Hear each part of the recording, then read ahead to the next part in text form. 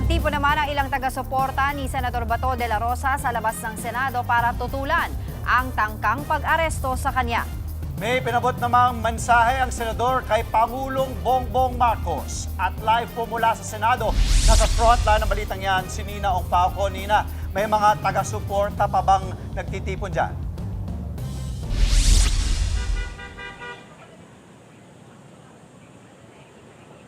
Andre, Angela, narito pa rin sa labas ng Senate building ang ilang taga-suporta ng pamilya Duterte at gayon din ni Senator Bato de la Rosa dito mismo sa labas ng Senate building sa Pasay City.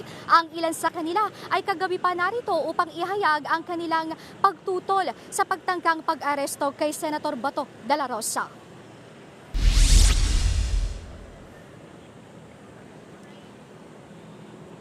Nagdao sila ng programa dito sa harap ng Senate building. Mahigpit namang nakabantay ang mga pulis habang ginagawa nila yan.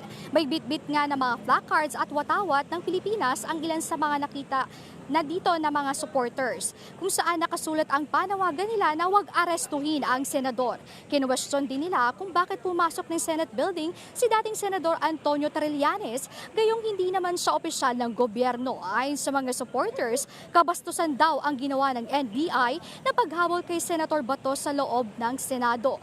Pakinggan natin ang mga pahayag ng ilang mga taga-suporta. Wala po silang karapatan na pasukin ang Senado para habulin ang isang senador na ito po ay may mandato sa ating bayan. Ito pong mga taong pumasok sa Senado, wala po silang mandato para sa tao. Basta kami po, panindigan namin na Duterte talaga kami. Lumalaban kami ng patas, hindi kami bayaran, hindi kami binabayaran ng pag-ano namin sa kay Duterte. Wala kaming bayad. Libre itong ginagawa namin para ito sa bayan, para sa aming paggagawa ng nalalaman ng aming puso. Duterte kami. Sa kalagitnaan ng protesta, nag-video call naman si Senator Bato de la Rosa sa isa mga taga-suporta.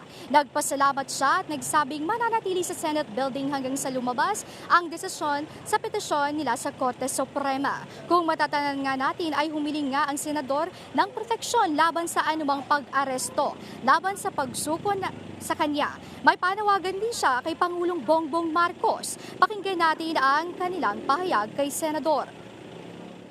Sana naman, bilang Pilipino, pagpuntahan mo rin ako. Yung sundin lang yung proseso, yung legal na proseso.